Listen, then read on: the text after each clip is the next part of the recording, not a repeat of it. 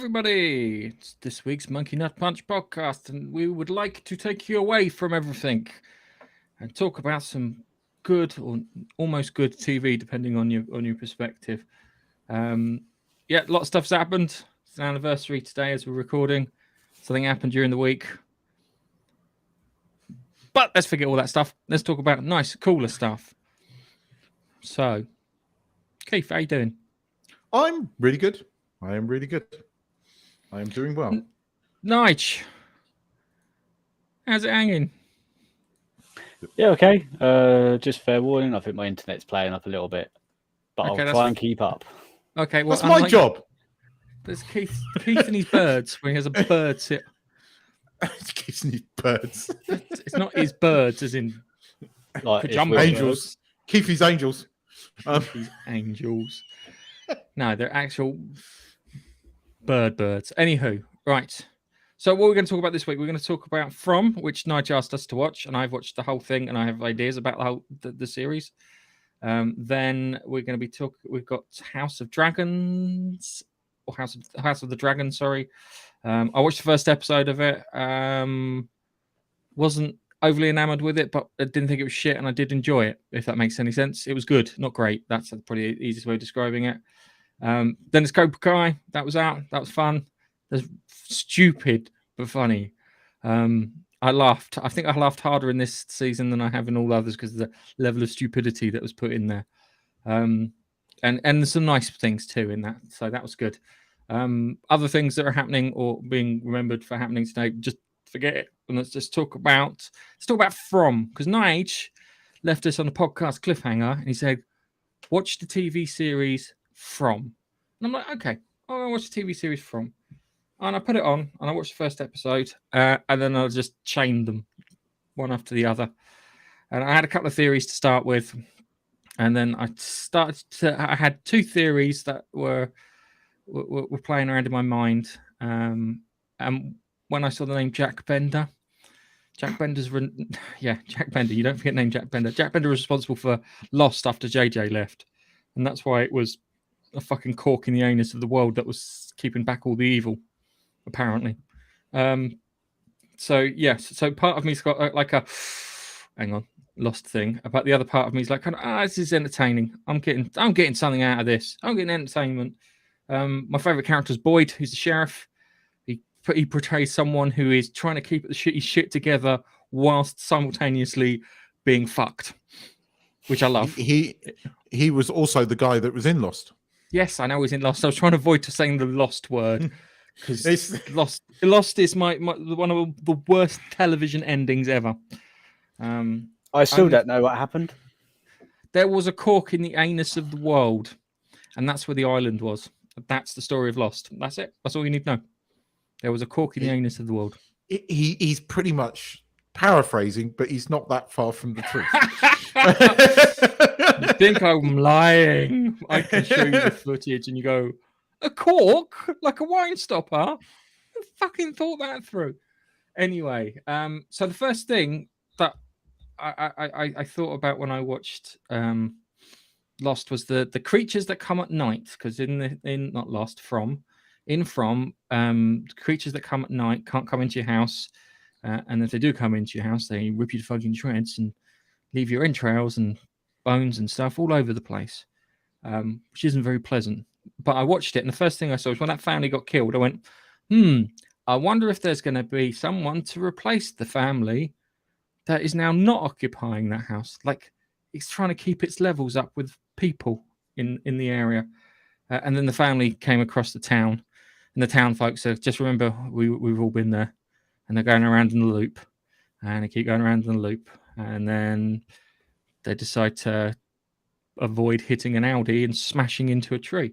And then that kind of goes a bit weird. So part of me was thinking of this as being like some weird kind of purgatory thing, or like a place where you keep a devil of sorts. Yeah.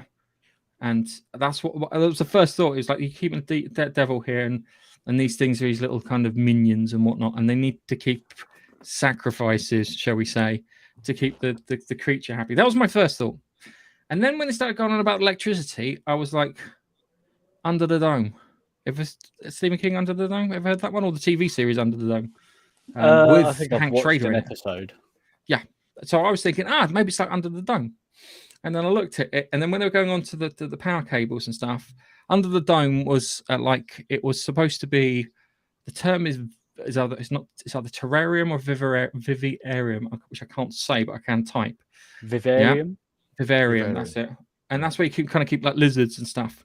So my brain's going and it's looking at these creatures that are walking around who can't get through a door because there's a bit of stone with some writing on, and look at them and go, how are they sophisticated enough to create their own little pocket dimension? And my brain's going, they're not sophisticated enough to create their own pocket dimension. Someone else has created this pocket dimension, and these things are just living in there along with the humans. But is it an entertainment thing? Because I hope that your latter theory is correct. Because again, without going too much into the Lost thing, apart from the island being a cork in the anus of the world, it was also purgatory, or there was a purgatory thing at the end, right? So I hope they're not redoing that. Right, I'm hoping it's not. I'm hoping it's more the Under the Dome sort of thing. But the hour, because you're right. I have the same sort of like, once you sort of at the end of the first episode, once you realize that okay, that they're trapped in a loop kind of thing, and the mother and child died, and that father ain't going to last much fucking longer, because he's a bastard. They're going to replace the new family being allowed in. But how do we explain the two lads in the Audi? Now, there's that fucking nut. See, I've only watched 2 episodes. I apologize. I've been doing things this week, unfortunately. But I was going to watch at least 2 episodes, and I've watched 2 episodes. But that sort of weirdo girl fucking kills one of the blokes at the end of the first episode. And I'm thinking, okay, is she fucking being controlled by whatever's fucking going on? Oh no, there's more than the humans, and I call them the changelings, yeah, because I haven't got a better name for them. There's more than the humans and the changelings in the forest. There are other things in the forest. There seems to be. Yeah, it's like a thing where you keep snakes and bits. Go for it, Nudge. No, you're right. She's not being controlled though, Keith. They do explore it more, and the sheriff clocks onto it because of something else that happens, which I won't ruin for you. But then, yes. Fucking ruin it for you. Ruin it for him, Nige. Do it. Just talk openly. The priest finds out. So he captures her. Okay. So, well, I figured at some point she was going to get caught because this is a TV series. She just stabbed someone. Okay, so the only thing that got me, she did the thing where, she murdered the guy from the Audi. And then she left the door open and left. How did she then cross in the middle of the night? How did she then leave there to cross back to her own place unscathed? Clearly unscathed. Well, first thing is that the predator, the changelings don't run. So all she has to do is run. Do they? No. They do see that later on. All she has to do is... You don't see that when the family no, they explicitly state it in the show. Okay, well, it's kind of implied when they were doing that sort of zombie walk towards them when the family first turns up at the what is it, the communion they call it or something, the house, and they're coming around the corner going ooh, almost like a sort of zombie-esque slow walk. It's like, well, if they really wanted to eat you, they would have been on you like a fucking pack of hounds. So yes, almost like a slow, freaky type of thing, and they're very manipulative, which is what you see in the first episode. They try to trick you in order to open up your house to them. It's almost like a vampire trying to get in, but they can't come in unless you invite them in. And in this case, obviously they nail shut their windows and whatnot, but if you invite it in, even though you've got a talisman, if you invite it in by opening the window, they can come in, which you do see again later in another house where they run rampant. Right? You see right at the beginning with the grandmother and the kid, which was fucking freaky as shit. But can I ask one quick question, Gareth? How are you watching it? How? Because I'm finding it very difficult to find. It's been a bugger to find. It's on Virgin Catch Up and it's on Sky Catch Up. Okay. That's so I've got access to my brother-in-law's Sky account, which is how I watched House of the Dragon. And I was like, oh yeah, I can watch House of the Dragon. Well, I got back from the gym and I was like, okay, cool. And and then the other Virgin Catch Up. Yeah. Nigel, that is an awesome mug. Oh, do you like it? I do like it. It's the moon. Hang on. I'm guessing Apollo 11. No, it's this. Houston, we have a problem. And underneath, which I won't show you because it'll tip my coffee all over me, it says NASA. It's got the NASA symbol and stuff. Bastard. We've both been there. You know that, don't you? Bastard. Although I didn't buy that when we went to Kennedy. No. You know, okay, so going back into one, the creatures that you see aren't what they are. That's an illusion. Seem to be. No, because the moment they attack, as soon as they put their energy into their attack, they become like weird kind of grey, like spawn devil creature things. I mean, when you see them, they don't seem to, although it's at night time, they do have this sort of black and white sort of sheen to them. There's no real colour to them. But when the woman stepped into the house with that man later on, you could see like she went into the light and fully illuminated and properly tricked him.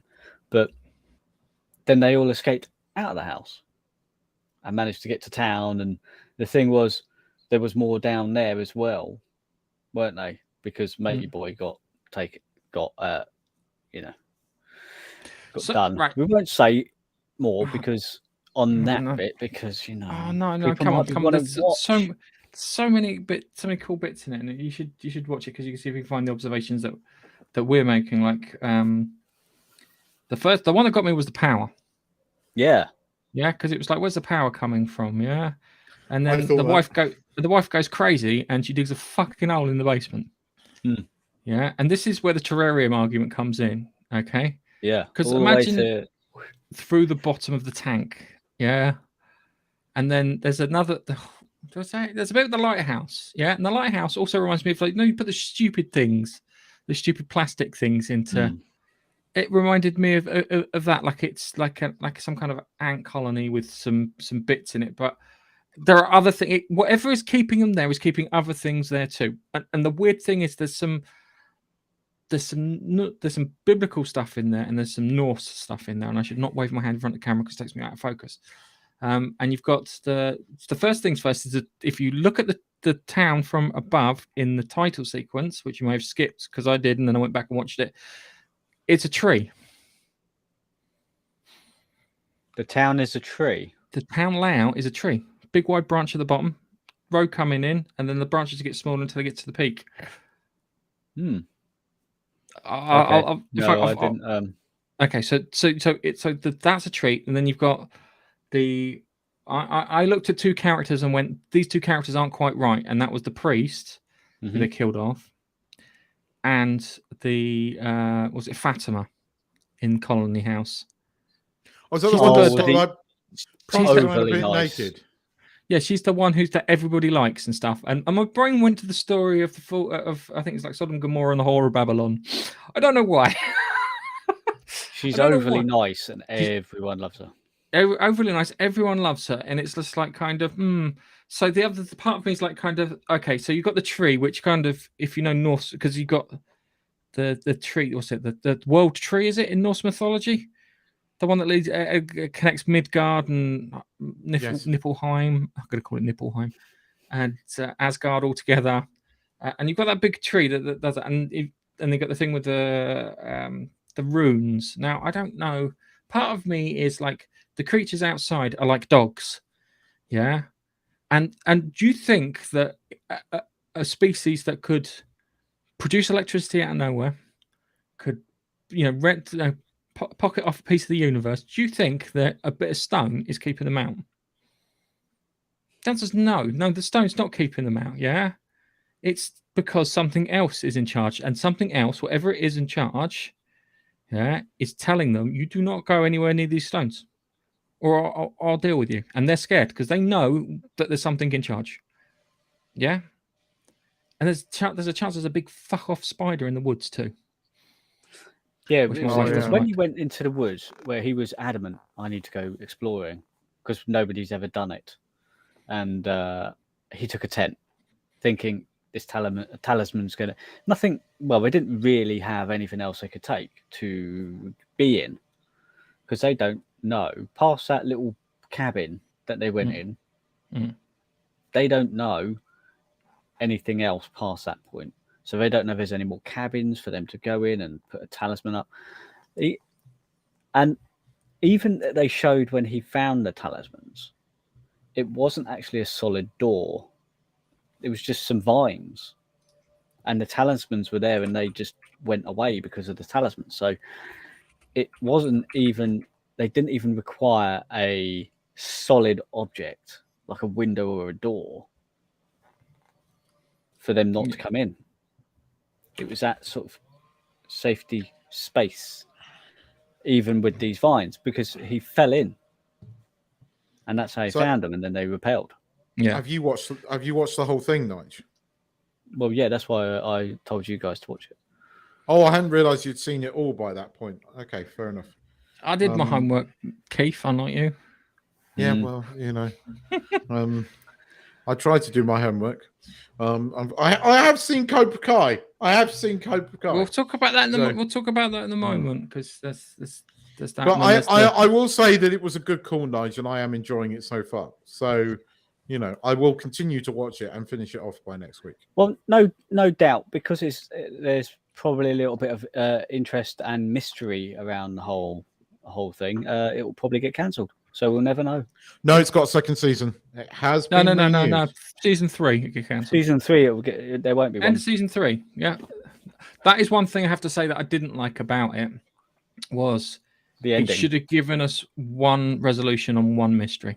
It didn't, did it? It felt like that was the lost ended. aspect. Yeah, that was the lost literally aspect. Just sort of something you were expecting something to happen or something to be found or something.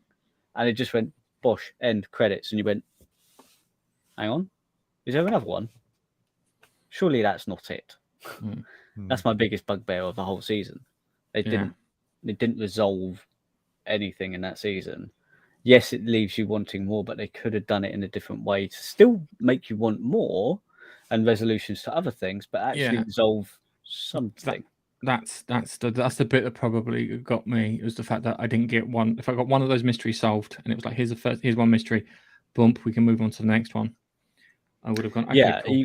Even the fact that she dug down and the made wires. The boy, with the wires, and got near to the bottom, and then the husband was building the tower on the mansion.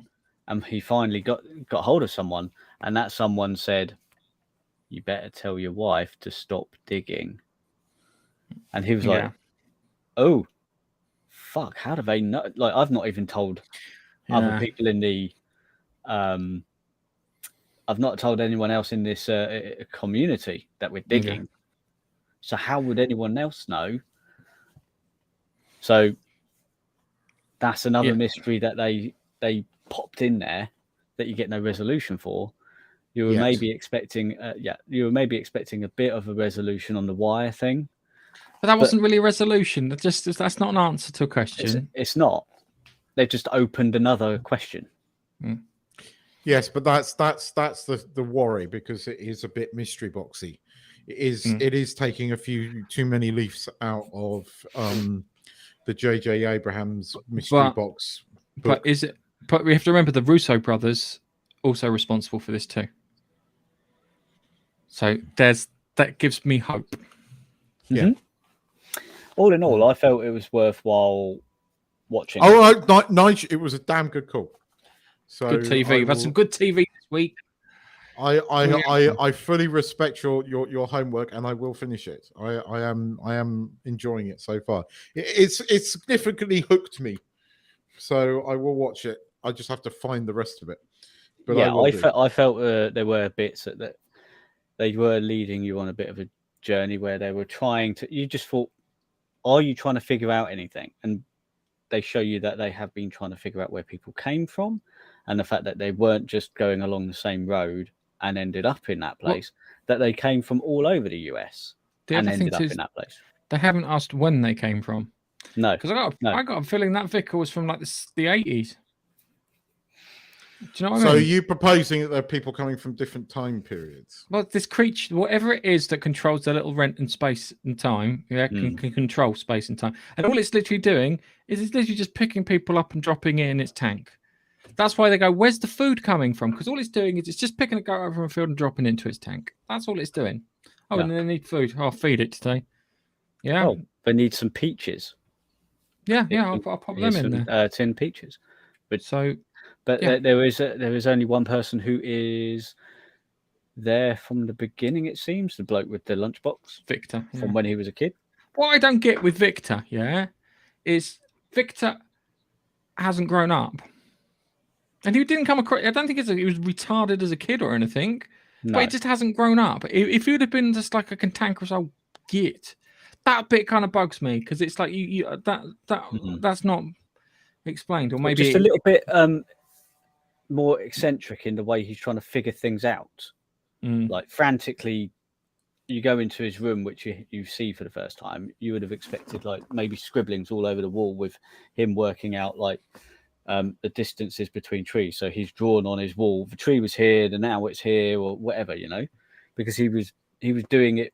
He was walking, wasn't he? He was trying to figure out if the trees have moved.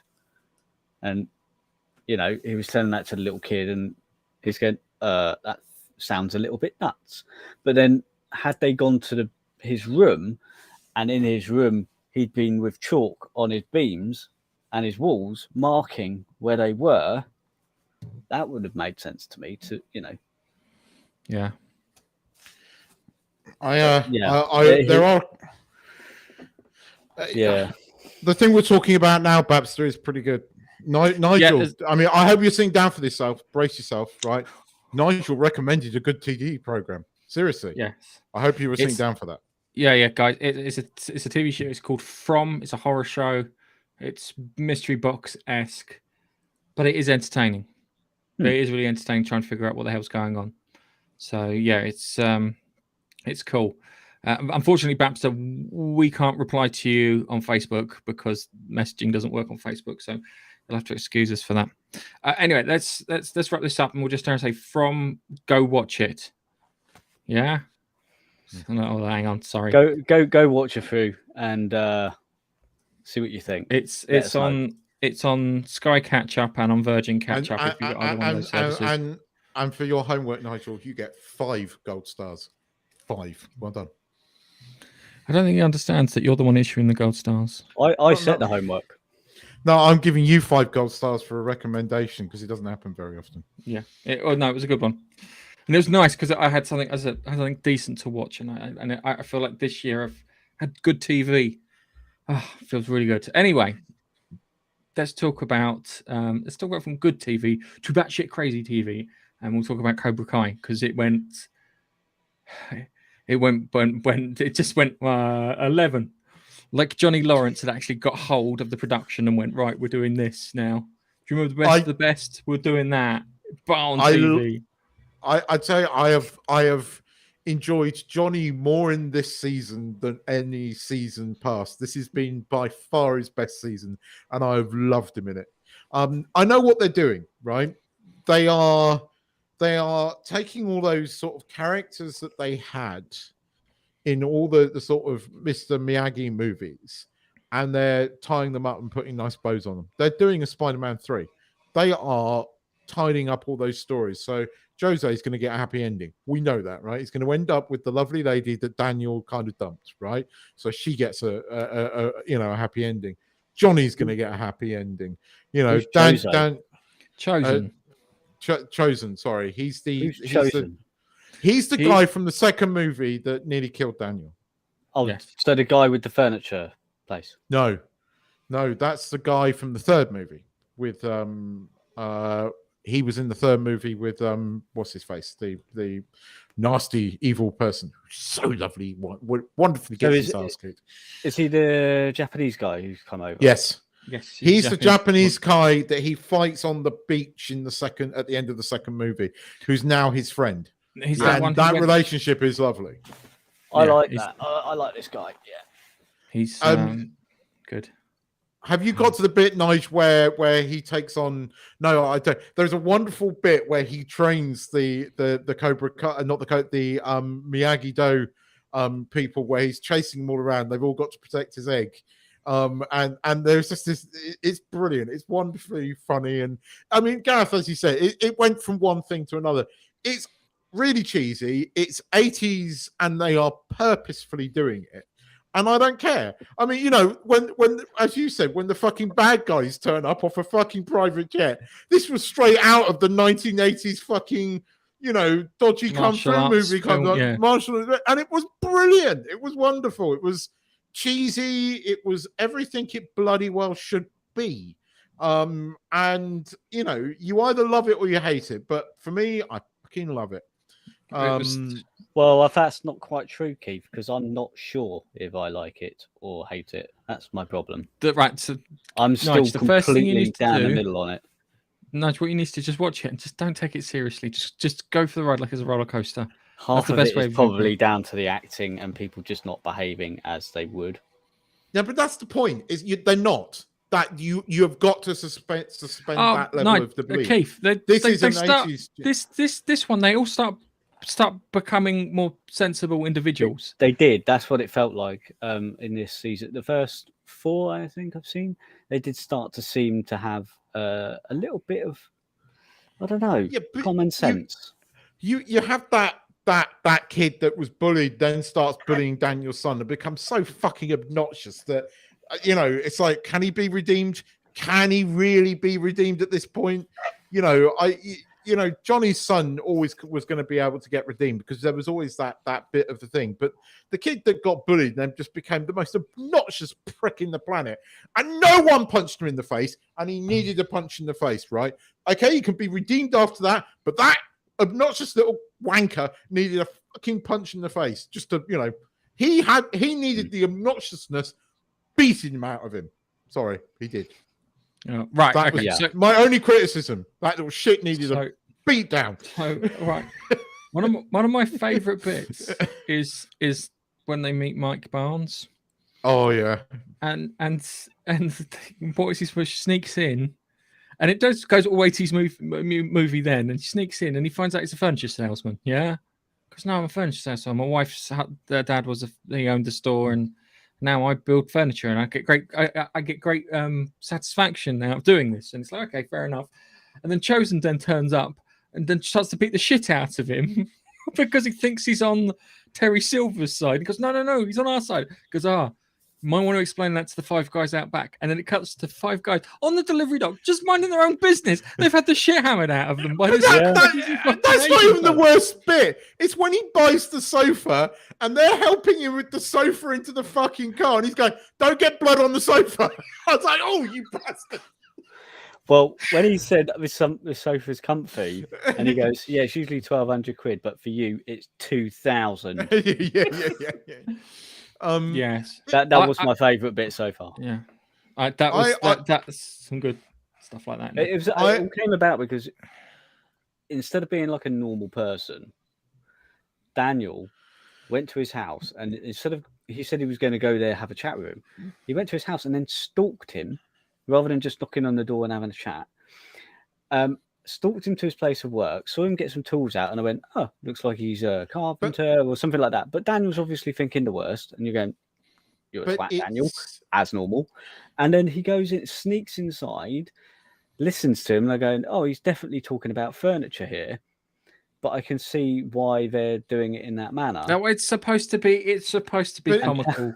Nice. And then he jumps in there. If you don't have that misunderstanding, then you can't have an accidental ass whooping.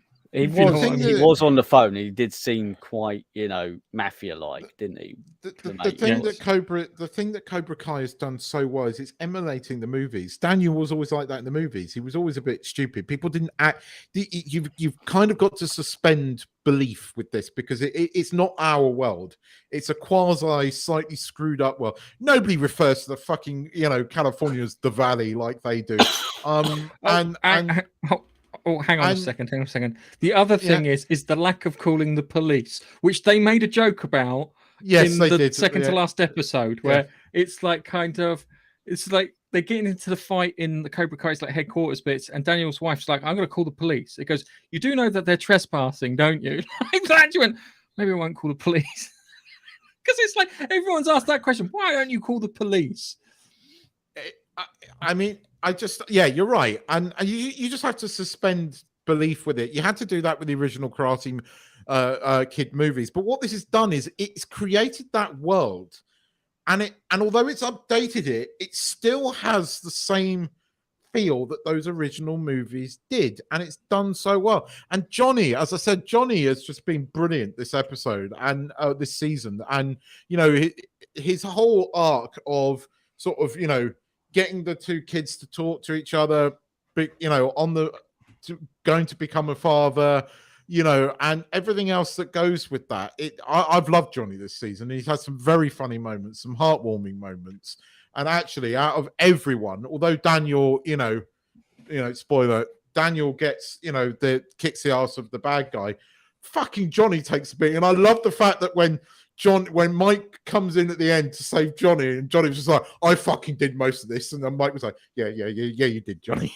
So he's fucking limping away, and but again, and I love the bit where he's talking to the sort of dodgy sort of Russian geezer of the karate thing, and he starts fucking quoting Rocky to him, and he's like, "I know this movie. I love this movie. I'm a fan of this movie." I was like, "Oh." Brilliant. Again, Johnny gets his moment in the light, and it wasn't all Daniel. Johnny gets to save the day a bit, and Johnny gets, I loved that. The thing with Johnny, he's got to that point where he's just about to mature up and become the man that he should have always been. Yeah. And this is why it feels like it's come towards the end, because if Johnny becomes sensible, then it kind of goes away. I thought this was the final season. The way it ends, obviously, we need that one final season. But here's the thing, right? Here's the thing I can't make out. Whereas What's His Face was bad, 100% arsehole, right? I don't think Kreese is. They've taken great pains to show us that Kreese wasn't always an arsehole. And, Kreese lets What's Her Face go at the end. He does the right thing. Right, she might not see it that way, but he did the right thing. He stopped using her for his own means, right? So even though he, again, spoiler, Nigel, he does what he does towards the end of it, right? I'm not sure that Kreese is going to be the ultimate protagonist in the final season. I think he's going to get redemption. I think he's getting a redemption too. Yeah, I reckon he's getting a redemption too. I don't know how. It'll be interesting to find out when they actually get around to giving him that redemption. But it's one of those. I think it's the moral of all the stories that they put through is that everyone can be redeemed. Yeah, bar one. bar one. Maybe even Terry gets. Maybe even Terry. I don't think Terry. Redeemed. I think Terry Silver. Is done and gone. He. There's no coming back from what he tried to do. He tried to have Johnny killed. He nearly killed Chosen. No, he got his ass fucking handed to him, and it was wonderful. One of my favorite bits in it was when Chosen and Johnny go to that new gym, new dojo that opened up, and like Daniel's like, "You can't go down there, Johnny. You can't be a one-man army. It won't work like that." Chosen turns around and goes, "Yes, this won't work. I will accompany you." They go down there. Then they go down there, and it's just absolutely. And then having this weird kind of, I've been still kind of subject to more Danny stuff than you. Yeah, I just enjoy it. I know it's not. It's a bit crap. It's silly.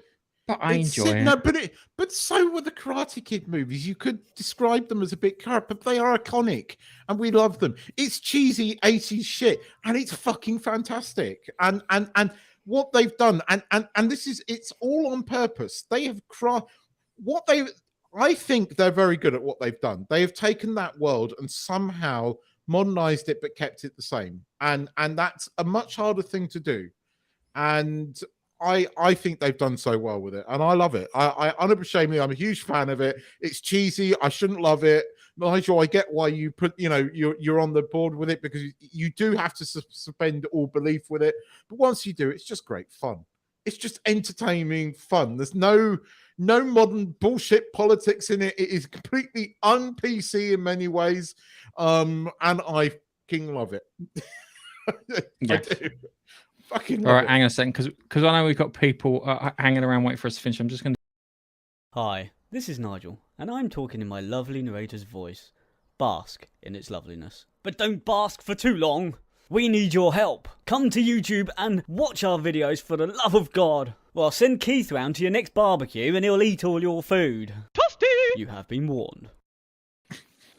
Toasty! Come back. That's what that's for. It's to tell people they can come back. I had to put like a clip there, so you can do the old thing. What do you call it? Word from up. Right. So I watched the first episode of House of the Dragon. Yeah, House of the Dragon. It's all right. Yeah, go on. The first episode is just all right. Not going to deny it. The first episode is just all right. Okay. Second episode gets a bit better. Third episode is really fucking good. So yeah, I haven't got to the third episode yet. Spoiler: there is a 3-year time jump between them, which is not something they've done before in Game of Thrones. But again, makes absolute sense. Well, there was a time jump between the first and the second already. 6 months, yes. This was because the girl was pregnant. Yes. So it again. Gareth, go on. You give your rundown of the first episode, and I'll crop in with the third. All right. So the first episode, it felt that they were setting up, and I don't mind. Well, I feel that some people are setting up. They had, unlike certain other shows, they had dialogue that made sense. Yeah, we felt for its time, with the exception of the tourney. Yeah, where he said the tourney, and I was like, doesn't sound quite medieval fantasy. And then it was the thing with the wife and the baby getting pregnant and them performing the worst fucking C-section ever. How'd you do a C-section? I don't know. Where's the C bit? Well, they did. Yeah, there was that, and they did say that they'd read it in a book somewhere that it's potentially possible, and they went, yeah, okay, well, have you got the book? Sort of, no. So Paddy Constantine as the current king. I can't remember what his name is. King Targaryen something. Yeah. Quite like him. You got Rhys Ifans. Was the bald one in the original? No, that wasn't the Hand of the King. Was he the Hand of the King? No, he wasn't. I don't think he's that. Anyway, he's supposed to be the spy one. Rhys Ifans is the Hand of the King.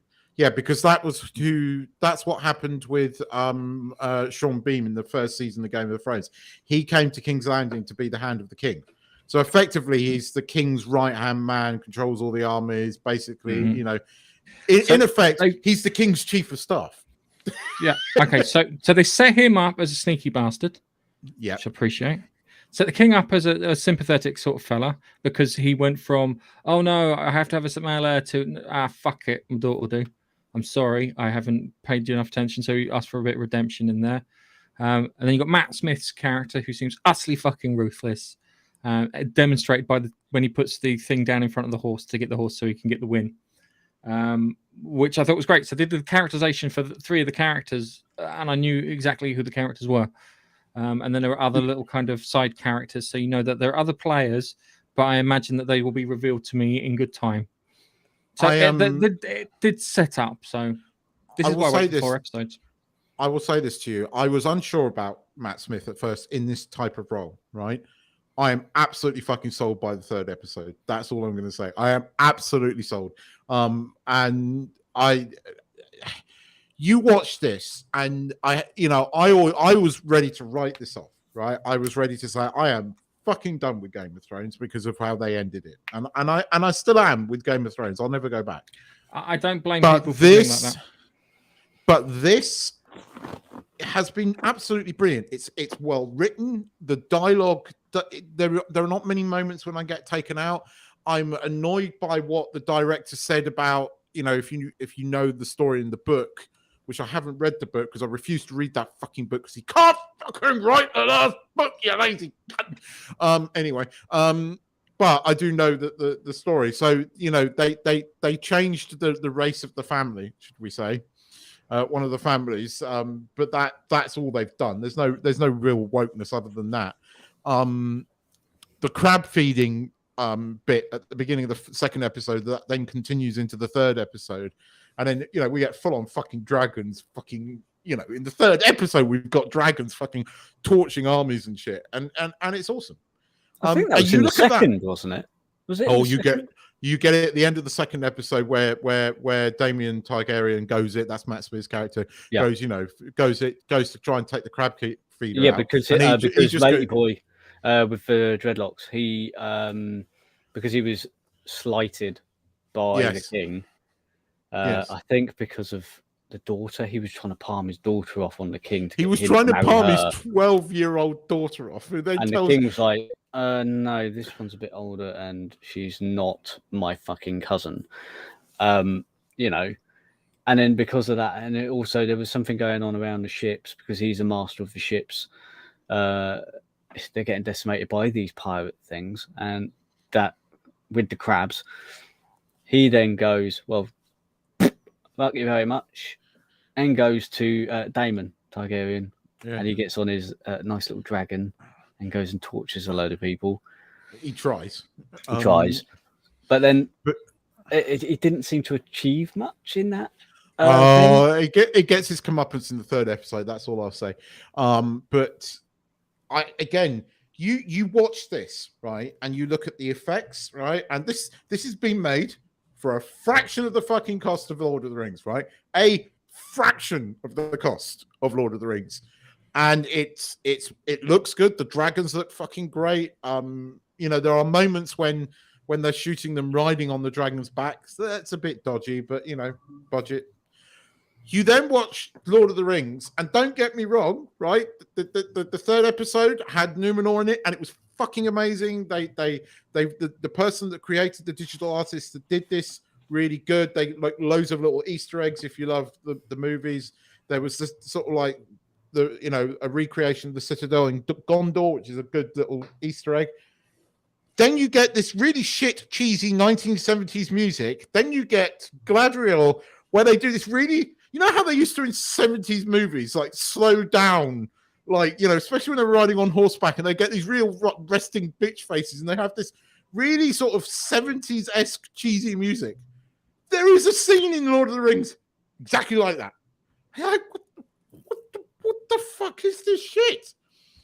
And then I go back and watch House of Dragon again, and I just go, my God, this is so much better. I mean, it's just better in every way, and it damn well shouldn't be. It damn well shouldn't be, because I'm pissed off at the fucking, what's his face, for not writing that fucking book, you con man.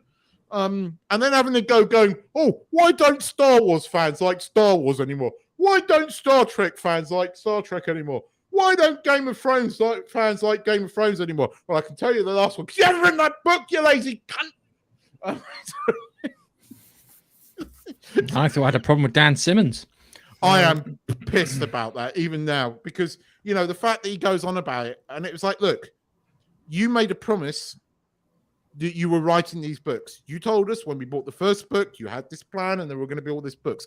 That to me is a promise, right? And that is a sales thing, that buy my books, I will finish it. He hasn't done it. It's a con.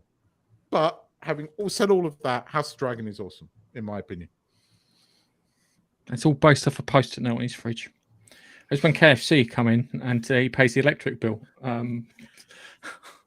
I really want you lads to see that third episode, because I think Gareth, as a Matt Smith fan, you're going to fucking love it. Yeah, I suppose I'm a Matt Smith fan. I'm not a Game of Thrones fan though, because I don't know what it was. I think it was the incest and child murder that put me off of Game of Thrones. No, politics sort of put me off as well.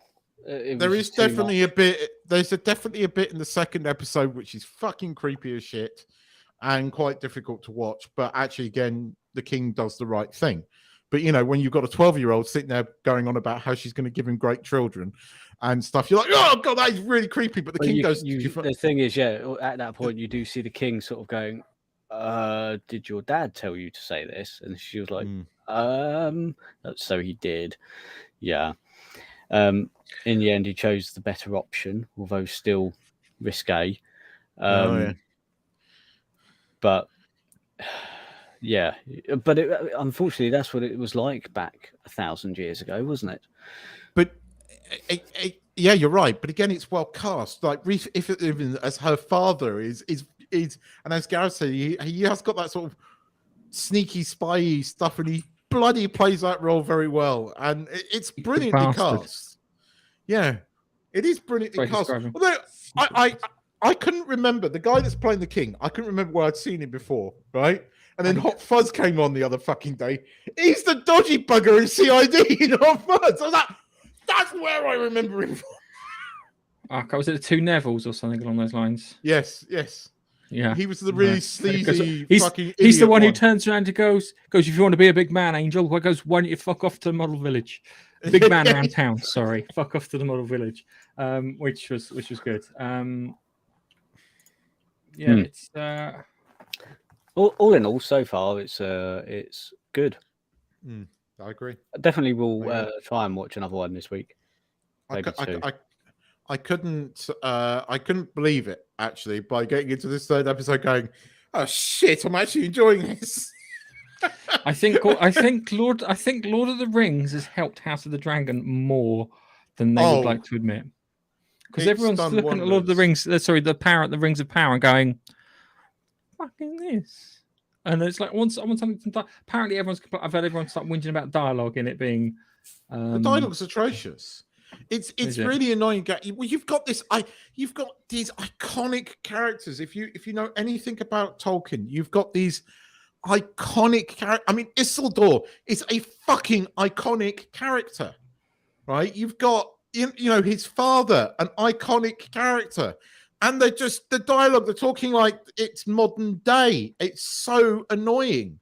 I'm like, Isildur could be out of a fucking Californian high school. What the fuck? This is the guy that fucking cut the Ring of Power off Sauron's hand, right?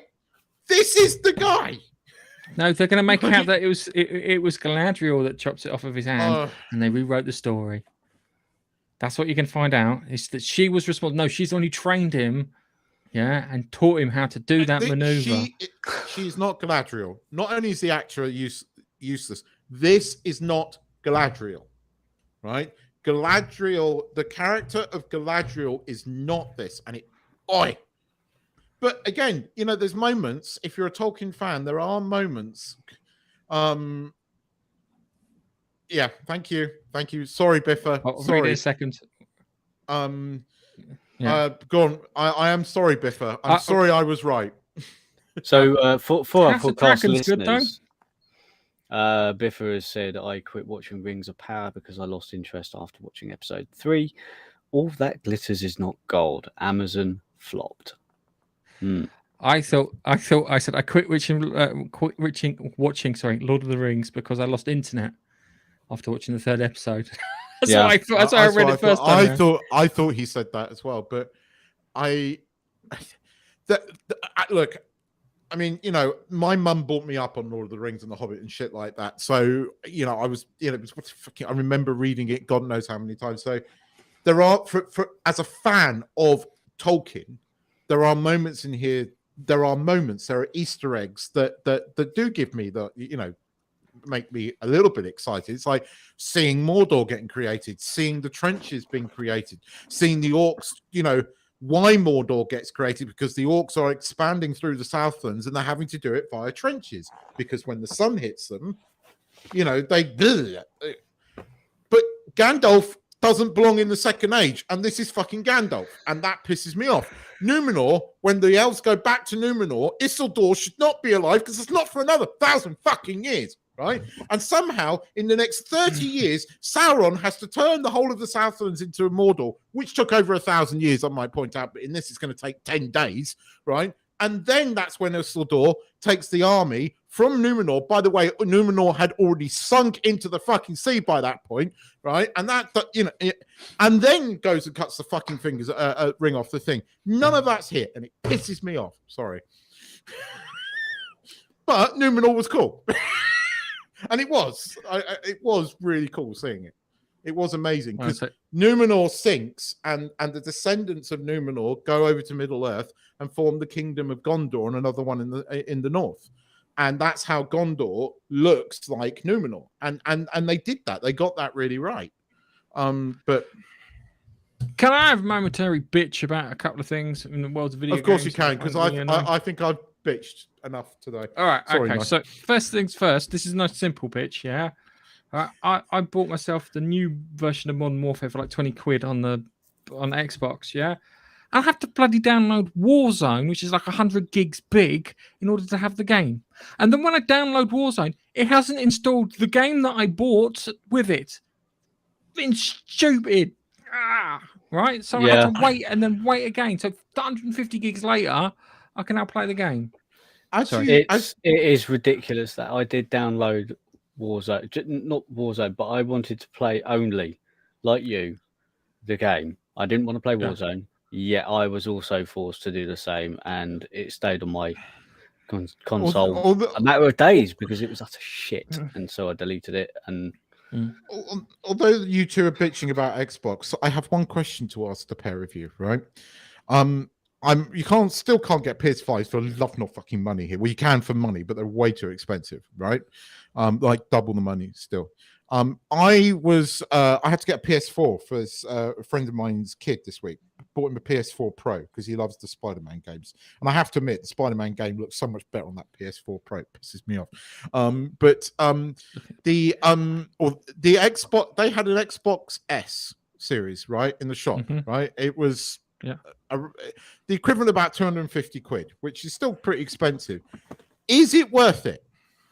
I've got one at the moment, and it's only because if you like your media for your games, then no, don't touch it at all. If you don't give a shit about your media, I don't care about the media for this kind of thing. Then it's an Xbox S. I've got one, and it's fine. It's the one. It's a console for here because I only got HD TV, and I'm not buying a 4K for the den.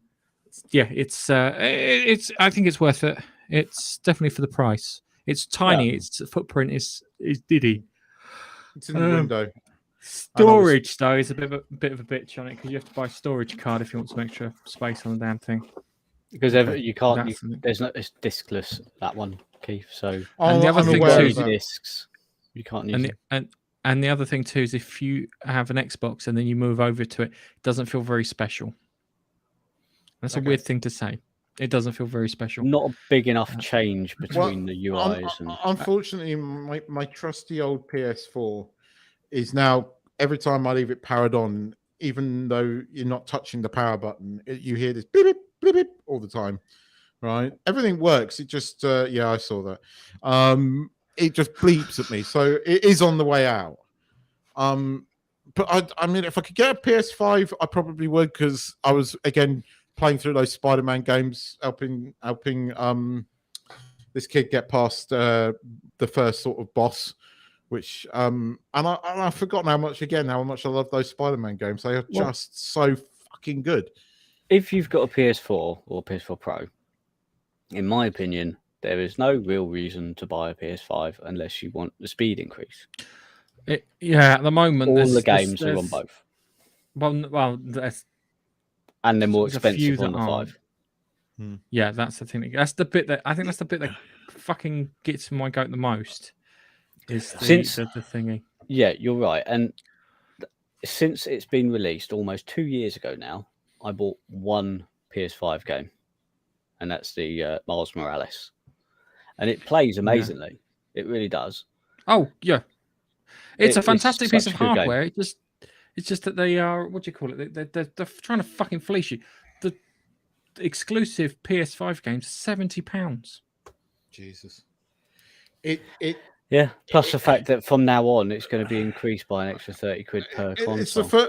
It's the first time I've seen a PS4 Pro. Right, I admit that. Fuck me, it gets hot. Jesus Christ, it got hot. But you know, I got it up and running, and he loved it. And I'm sitting there playing fucking Miles Morales with him on my big TV. I'll go, fuck, this looks so much better than mine, you bastard. I said, oh, come on, you want the little PS4? You leave that one here. He wasn't having any of it. Just leave it here until I finish playing Spider-Man. Well, funny enough, Gareth, you'll love this. I've had to set up PS4 remote play because he's stuck. So I've got to remote his PS4 to get him past this. Oh dear. Brilliant. All right.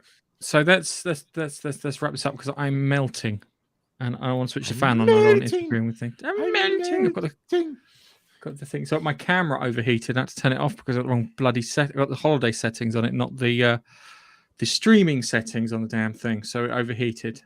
And I'm overheated. What we do have to do next week is talk about some of that Disney fucking D23 shit.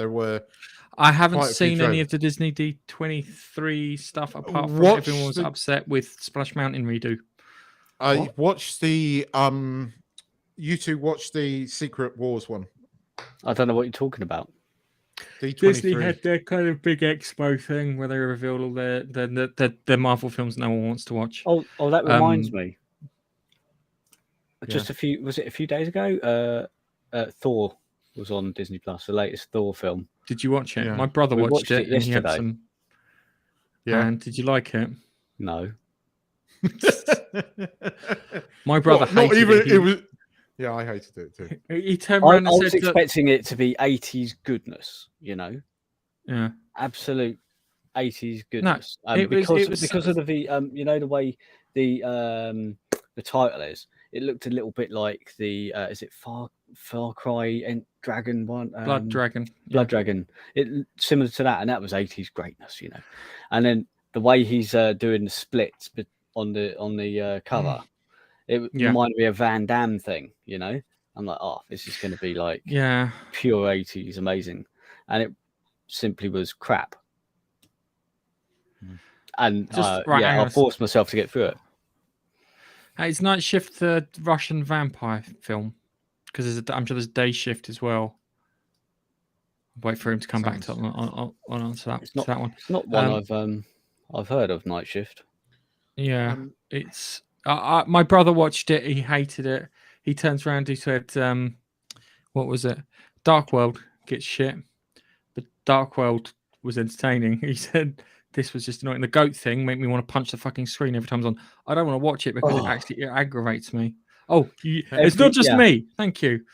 It's like, oh yeah, they scream. Well, why do they scream? You know, the first time they gave for goats, and they were large goats, and the first time you heard them scream, it was like, ha, ha.